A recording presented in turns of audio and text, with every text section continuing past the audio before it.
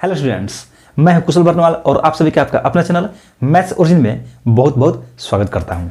आज की इस वीडियो में पढ़ने वाले हैं 12th क्लास के मैथ्स में बिहार बोर्ड द्वारा जो पेपर 2018 में हुआ था और इस 2018 के पेपर में जितने भी वेक्टर के सब्जेक्टिव क्वेश्चन आए थे, चाहे वो शॉर्ट क्वेश्चन हो या फिर लॉन्ग क्वेश्चन, इन दोनों टाइप के क्वेश्चन को हम लोग देखने वाले हैं। तो देखिएगा, ये लिखा गया है कि बीएससीबी 2018 और ये 2018 में पूछा गया जो पेपर था ए टाइप का, उसमें कुल वेक्टर के 3 क्वेश्चन पूछे गए थे। 2018 में कितने टाइप के पेपर हुए थे? 2, एक ए टाइप और एक सी टाइप। और जो सी टाइप का जो क्वेश्चन था, क्वेश्चन पेपर था, उसमें भी कुल 4 क्वेश्चन पूछे गए थे। और ये सी टाइप पेपर में कितने क्वेश्चन पूछे गए थे वेक्टर से, वो सब यहाँ है। और ए टाइप में कुल ये 3 क्वेश्चन पूछे गए थे। और ध्यान देंगे स्टूडेंट्स, इसमें ये और ये यानी पहला और दूसरा, ये क्या है? तो ये शॉर्ट क्वेश्चन था और ये लॉन्ग क्वेश्चन था। जो थर्ड में क्वेश्चन है वो लॉन्ग क्वेश्चन था। जबकि सी टाइप में फर्स्ट, सेकेंड और थर्ड ये शॉर्ट टाइप में था और ये लॉन्ग टाइप में था। हम लोग क्या करेंगे, इन सभी क्वेश्चन को सॉल्व करेंगे। क्वेश्चन को सॉल्व करने से पहले आप यहाँ पर एक बात और ध्यान दीजिए। ये क्वेश्चन देख रहे हैं, ये ए टाइप पेपर में भी आया था और ये सी टाइप पेपर में भी आया था। दोनों में अगर आप क्वेश्चन में देखेंगे तो आपको पता चलेगा कि ए 2018 में ए टाइप है और ये सी टाइप है। क्वेश्चन कैसे कैसे आए हैं 2018 के ए टाइप पेपर में और सी टाइप पेपर में, क्वेश्चन में आप देख सकते हैं। तो यहां देखेंगे, ये क्वेश्चन दोनों पेपर में आया था और ये क्वेश्चन 2011 में पूछा जा चुका है। सबसे पहले 2011 में पूछा गया था, 2009, 2010 और 2011 में। तो कब आया था? 2009 में नहीं, 2010 में नहीं, कब आया था? 2011 में। और ध्यान दें स्टूडेंट्स, ये देखिए, ये क्वेश्चन तो दोनों टाइप में आया ही था, देख सकते हैं। साथ ही साथ ये अगर आप देखेंगे तो 2011 में भी आया है और इसके बाद 2015, 16, 17, 18 में भी, मतलब कि ये बहुत बार रिपीट किया है। ये क्वेश्चन बहुत रिपीट करता है और इस बार के लिए ये और ये दोनों क्वेश्चन आप बहुत अच्छे से समझेंगे। और इस दोनों क्वेश्चन के लिए आप देख सकते हैं, इस क्वेश्चन के लिए आपको 2011 वाले लेक्चर को देखना पड़ेगा और इस क्वेश्चन के लिए आपको 2012 वाले लेक्चर को देखना पड़ेगा। सही है ना? 2011 और 2012 वाले वीडियो का लेक्चर का लिंक डिस्क्रिप्शन बॉक्स में दे दिया जाएगा, आप उसको अवश्य देख लीजिएगा। अब यहां देखिए, तो हम लोग क्या करेंगे, इसको सॉल्व नहीं करने वाले हैं क्योंकि ये आप देख सकते हैं यहां से 2011 वाले लेक्चर में हम लोग सॉल्व करते हैं क्वेश्चन नंबर 2 और क्वेश्चन नंबर 3। क्वेश्चन नंबर 3 को भी हम लोग इस लेक्चर में सॉल्व नहीं करेंगे। कारण ये है कि क्वेश्चन नंबर 3 को सॉल्व करने के लिए एक अलग लेक्चर तैयार करेंगे और उस लेक्चर को जब आप देखेंगे तो उसी लेक्चर में एक इस क्वेश्चन को और इसी पर बेस्ड, इसी से रिलेटेड एक और दूसरे टाइप के क्वेश्चन को शामिल किया जाएगा, जो कि आपको जस्ट इसके बाद उस लेक्चर को अपलोड किया जाएगा। तो आपको उसका इंतजार करना होगा, ठीक है? और इसको हम लोग आगे सॉल्व करते हैं। तो यहां से हम लोग क्या करते हैं, इसको मिटा देते हैं क्योंकि इसको हम लोग एक अलग लेक्चर में सॉल्व करेंगे। आप समझ रहे होंगे? तो हम लोग इसको सॉल्व करते हैं। देखिए, यहां से हम लोग देखते हैं क्वेश्चन नंबर कितना सॉल्व करना है। ये सेकंड नंबर क्वेश्चन क्या कह रहा है कि फाइंड पी, यानी इस पी का वैल्यू हम लोग को बताना है, जबकि दिया गया कि 2 वेक्टर का क्रॉस प्रोडक्ट कितना है? 0 है। क्रॉस प्रोडक्ट कितना है? 0 है। अब ये बताइए, तो क्रॉस प्रोडक्ट 0, इसका मतलब ये क्रॉस प्रोडक्ट निकालने का हम लोग क्या जानते हैं? तो सबसे पहले बात आता है कि एग्जाम में लिखेंगे कैसे, बात तो यहां आता है। तो लिखेंगे कैसे? यहां देखिए, लिखेंगे गिवन, हिंदी में क्या लिखेंगे? दिया है, और इस पूरे को लिखेंगे यहां पर। तो क्या हो जाएगा, ये 2i cap plus 6j cap plus 27k cap dot cross है i cap plus 3j cap plus pk cap equal to कितना? 0। और क्रॉस प्रोडक्ट निकालने का प्रोसेस आपको पता है, डिटरमिनेंट प्रोसेस से। तो यहां पर कैसे होता है इसका क्रॉस प्रोडक्ट? ijk है तो यहां पर ijk लिख दीजिए। पहले इसमें ये आ रहा है तो i का कोएफिशिएंट 2, j का कोएफिशिएंट 6 और k का कोएफिशिएंट 27। इसके बाद दूसरा वेक्टर का लीजिए, तो यहाँ पर i का कोएफिशिएंट का मतलब होता है उसमें कितना से गुणा किया गया, तो i में यहाँ पर 1 से मल्टीप्लाई, यहाँ पर 3 और यहाँ पर p। अब यहाँ बताइए दिस इक्वल टू 0, इसको सॉल्व करेंगे हम लोग और p का वैल्यू फाइंड करेंगे। क्या करेंगे? p का वैल्यू फाइंड करेंगे। अब देखिए कैसे फाइंड करेंगे हम लोग। तो यहाँ से हम लोग क्या करते हैं, देखिए i और इसके रो और कॉलम को छोड़ेंगे तो 6, 27, 3 p माइनस में j कैप और यहाँ से क्या हो जाएगा, ये इसका ये कॉलम छोड़ेंगे और रो छोड़ेंगे तो 2, 27, 1 p प्लस k कैप। तो ये फिर इसका क्या छोड़ेंगे, ये रो कॉलम छोड़ेंगे और ये रो छोड़ेंगे तो 2, 6, 1, 3 इक्वल टू कितना आ गया, 0। अब यहाँ ये बताइए, इसको i यहाँ जो मल्टीप्लाई करेंगे तो 6p माइनस ये 3 मल्टीप्लाई करेंगे इसमें तो ये हो जाएगा, इतना हो जाएगा 27 में जब 3 से मल्टीप्लाई करें तो कितना हो जाएगा 81, 81 माइनस जे कैप, इधर मल्टीप्लाई करेंगे तो 2p माइनस इधर मल्टीप्लाई करेगा तो 27 प्लस के कैप और ये 3 2 6 माइनस 6 इक्वल टू 0। तो ये तो टर्म 0 हो जाएगा, खत्म हो गया। तो बचा ये, तो ये बचा i 6p minus 81 minus J cap और यहाँ से क्या आएगा 2p माइनस 27 इक्वल टू 0, ऐसे आएगा। अब ये बताइए, ये लिखा गया है क्रॉस प्रोडक्ट इक्वल टू 0। तो हम लोग जानते हैं कि दो वेक्टर का जो क्रॉस प्रोडक्ट आता है वो क्या आता है, वेक्टर ही आता है।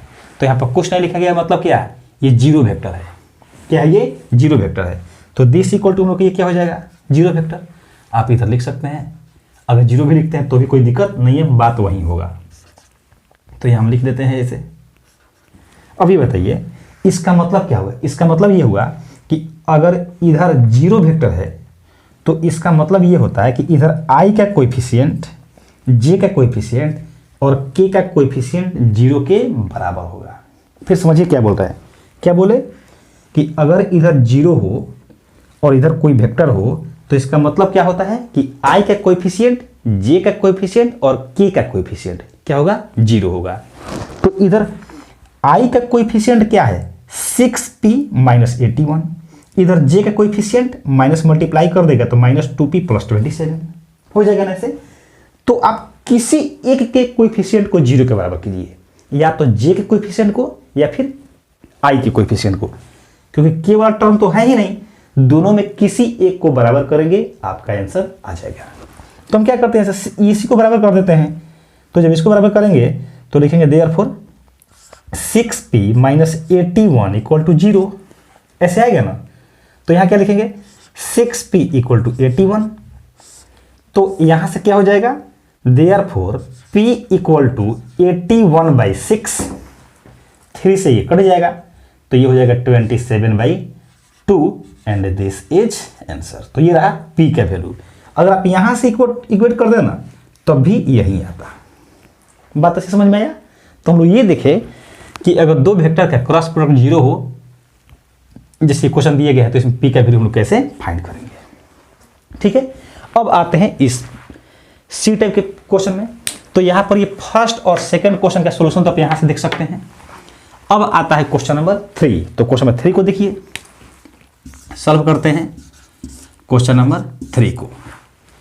क्वेश्चन क्या गिवन है कि दिस इक्वल टू दिस, ये हम लोग को प्रूव करना है, देख रहे हैं, प्रूव करना है। तो हम लोग क्या करते हैं, यहाँ से vector a plus vector b dot vector a minus vector b, इसको हम लोग सॉल्व करेंगे।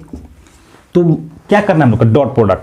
अब आप यहाँ पर ऐसे नहीं कर दीजिएगा कि a plus B into A minus B, A square minus B square है, सीधा सीधा तो दिख रहा है, बट वैसे हम लोग को बनाना नहीं है। हम लोग को इसमें क्या करना है, डॉट प्रोडक्ट यानी कि मल्टीप्लाई करना है। क्या करना है, मल्टीप्लाई करना है। कैसे मल्टीप्लाई करेंगे, तो इसमें ठीक वैसे ही मल्टीप्लाई होगा जैसे आप अलजेब्रा के क्वेश्चन सॉल्व करते हैं, यानी कि हिंदी बोले तो बीजगणित वाला क्वेश्चन। तो यहाँ कैसे सॉल्व करेंगे, वेक्टर ए से इस दोनों में मल्टीप्लाई करेंगे। ध्यान रखना है डॉट प्रोडक्ट होगा, क्योंकि डॉट ही है। तो वेक्टर ए ये इस दोनों में मल्टीप्लाई करेगा, तो वेक्टर ए डॉट वेक्टर ए, ऐसे हो जाएगा। फिर देखिए यहाँ प्लस और यहाँ माइनस, तो मल्टीप्लाई करें तो माइनस आएगा, लेकिन vector A dot vector B आएगा, तो ये vector A dot vector B हो जाएगा। ठीक है ना। अब यहां से फिर ये वेक्टर बी से मल्टीप्लाई कीजिए दोनों में, तो प्लस प्लस प्लस हो जाएगा, vector B dot vector A. यहां ध्यान दीजिए, प्लस इंटू माइनस, तो माइनस हो जाएगा, vector B dot vector B का, ऐसे हो जाएगा। अब ये बताइए, इसको हम लोग वेक्टर ए के मैग्नीट्यूड का स्क्वायर लिखते हैं, आपको तो ये बहुत अच्छे से पता होगा। फिर माइनस, अब यहां देखिए vector A dot vector B plus, हम लोग जानते हैं कि दो वेक्टर, अगर ए और बी दो वेक्टर हो तो वह कम्यूटेटिव लॉ को फॉलो करता है, हिंदी बोले तो क्रम विनिमय नियम का पालन करता है। इसका मतलब क्या कि A dot B equal to होगा बी डॉट ए, तो ए डॉट बी इक्वल है बी डॉट ए के, तो इसके जगह हम ए डॉट बी लिख सकते हैं, तो लिखेंगे ए डॉट बी। समझ रहे कैसे लिखे हैं। फिर माइनस है तो माइनस, और इसके जगह वेक्टर बी के मैग्नीट्यूड का स्क्वायर, आप यहां लिख दीजिए बगल में। क्या लिखेंगे, vector A dot vector B equal to vector B dot vector A. इसका मतलब हुआ इसके जगह बी डॉट ए की जगह क्या लिखे हैं, ए डॉट बी लिखे हैं। सही है। अब देखिए यहां से ये कैंसिल हो गया, तो ये क्या आया, वेक्टर ए के मैग्नीट्यूड का स्क्वायर, माइनस ये क्या आया, वेक्टर बी के मैग्नीट्यूड का स्क्वायर। अब आप ध्यान देंगे, जो आप ये देख रहे हैं, घेरिएगा नहीं, मैं तो घेर रहा हूं ताकि आपको समझ में आए। देख रहे हैं जिसको मैंने घेरा है वो मैग्नीट्यूड में है, क्या है, वेक्टर ए का मैग्नीट्यूड है, और वेक्टर ए के मैग्नीट्यूड को हम लोग केवल ए भी ऐसे भी लिखेंगे तो भी इसको क्या पढ़ेंगे, वेक्टर ए का मैग्नीट्यूड। बात समझ में आया ना। तो इसके जगह क्या लिख सकते हैं, ए और स्क्वायर है तो स्क्वायर, माइनस फिर वैसे ही इसकी जगह बी और स्क्वायर है तो स्क्वायर, और देखिए हम लोग को यहीं लाना भी था, और इस तरीके से ये क्या हो गया, प्रूव्ड हो गया। समझ में आया। तो मैं उम्मीद करता हूं कि आपको ये क्वेश्चन बहुत अच्छे से समझ में आया होगा। इस तीनों क्वेश्चन पर आप विशेष ध्यान देंगे, ठीक है ना, क्योंकि आपका जो एग्जाम अभी होने वाला है फरवरी में, उस एग्जाम के लिए इस तो तीनों में से एक तो बहुत बहुत बहुत चांसेस है कि ये क्वेश्चन आ सकता है। मैं गारंटी नहीं दे सकता 100%, बट पॉसिबिलिटी है कि ये आ सकता है, क्योंकि ये क्वेश्चन बहुत बार रिपीट। अब देखते हैं कि क्वेश्चन नंबर 4 को कैसे सॉल्व करेंगे। तो क्वेश्चन नंबर 4 बहुत ही इंपॉर्टेंट क्वेश्चन है, और देखेंगे क्वेश्चन कह रहा है कि प्रूव दैट पॉइंट्स, और ये 3 पॉइंट्स दिए गए हैं, 1, 2 और ये 3। कहा जा रहा है कि प्रूव करना है कि जो तीनों पॉइंट दिए गए हैं ये कोलिनियर है कि नहीं।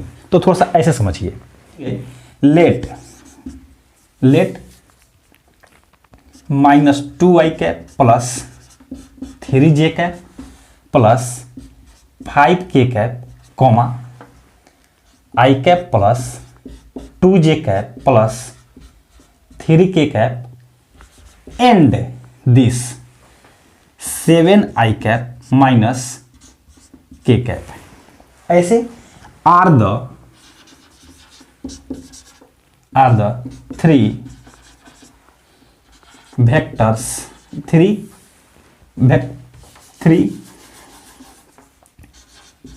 position vectors of 3 points A, B and C respectively, then क्या होगा यहां से, तो देखिए ये ए पॉइंट का पोजीशन वेक्टर, ये बी पॉइंट का और ये सी पॉइंट का, तो यहां से क्या हो जाएगा, O A vector equal to क्या हो जाएगा, ये पूरा -2i cap plus 3j cap plus 5k cap. O B vector equal to क्या हो जाएगा, ये i cap plus 2j cap plus 3k cap, और O C vector equal to क्या हो जाएगा, ये 7i cap minus k cap, ऐसे हो जाएगा। अगर आप हिंदी में, यानी कि अगर आपका लैंग्वेज क्या है, हिंदी है, अगर इंग्लिश मीडियम वाले स्टूडेंट होंगे तो कोई दिक्कत नहीं है, बट अगर हिंदी मीडियम वाले अगर आप स्टूडेंट हैं तो इसको हिंदी में लिखिएगा कैसे, माना कि दिस और दिस, ठीक है, 3 बिंदुओं ए बी और सी के स्थिति सदिश हैं, और आप ये पूरा लिख देंगे। ठीक है, अब यहां से थोड़ा सा फिगर समझिए। अगर ये बोले कि ये ए पॉइंट है, ये बी पॉइंट है और ये सी पॉइंट है, तो यहां से हम लोग क्या करते हैं, ए बी निकालते हैं और बी सी निकालते हैं। तो यहां ए बी निकालिए, लिखते हैं now A B vector equal to, तो ए बी वेक्टर कैसे निकालते हैं, ए बी निकालने के लिए आप जानते हैं जो बाद में रहता है उसके पोजीशन वेक्टर में से पहले वाले के पोजीशन वेक्टर को क्या करते हैं, घटाते हैं। इसका मतलब ये कि ओ B vector minus O A vector ऐसे हो जाएगा। तो ओ बी वेक्टर आप लिखे हुए हैं यहाँ पर i cap plus 2j cap plus 3k cap minus O A vector, ये पूरा minus 2i cap plus 3j cap plus 5k cap, और ये हो जाएगा i cap plus 2j cap plus 3k cap minus minus plus, ठीक है ना, 2i cap plus minus minus 3j cap plus minus minus 5k cap, और इसको solve कीजिए i plus 2i 3i cap plus 2j cap minus 3k cap minus j cap हो जाएगा plus 3k cap minus 5k cap minus 2k cap. ये क्या है अभी, ए B vector, ये क्या निकला, ए बी वेक्टर। अब क्या चाहिए हमको, बी सी वेक्टर, तो बी सी देखते हैं। And B C vector equal to, मतलब क्या बाद में क्या है, सी है, पहले क्या है बी, तो सी के पोजीशन वेक्टर में से बी के पोजीशन वेक्टर को घटाया जाए। तो सी का पोजीशन वेक्टर देखिए, ये 7i cap minus k cap, ये ओ सी वेक्टर हो गया, फिर माइनस, और ये ओ बी वेक्टर ये पूरा i cap plus 2j cap plus 3k cap. ध्यान देंगे स्टूडेंट्स, जब भी आप माइनस लिखें उसके बाद अगर एक दो टर्म हो तो ब्रैकेट में लिखें, इससे क्या होता है, गलती होने का चांसेस बिल्कुल खत्म हो जाता है। जैसे आप देख रहे हैं यहाँ माइनस है तो मैंने ब्रैकेट का यूज किया, माइनस है तो ब्रैकेट का यूज किए। अगर ब्रैकेट का यूज नहीं करेंगे ना तो थोड़ा सा गलती होने का चांसेस बन जाता है। ठीक है, तो इसलिए आप माइनस का यूज कीजिए, यानी ब्रैकेट का यूज कीजिए, गलती होने के चांसेस खत्म हो जाएगा।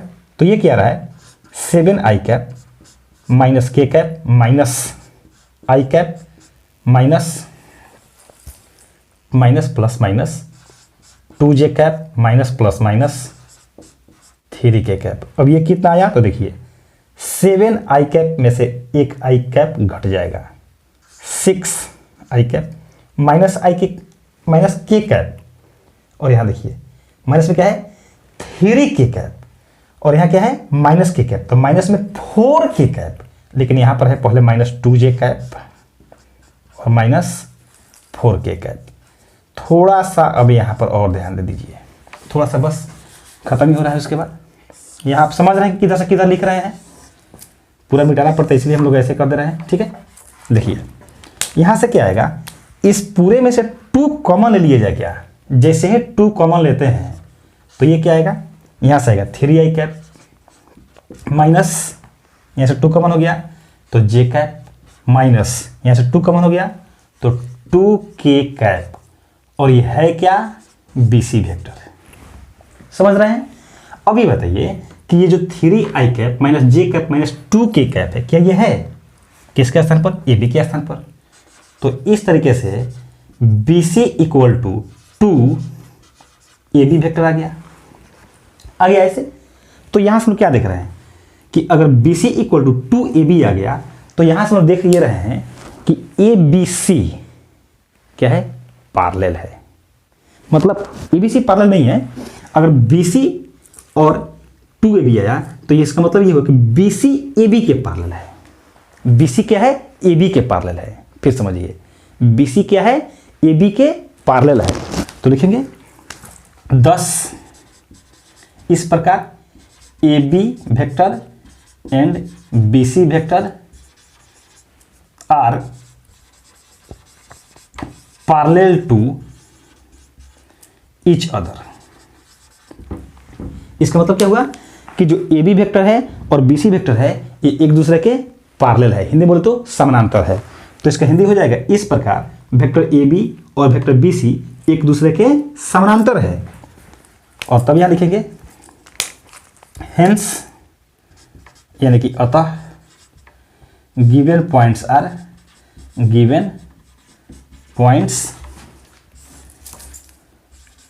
Are collinear,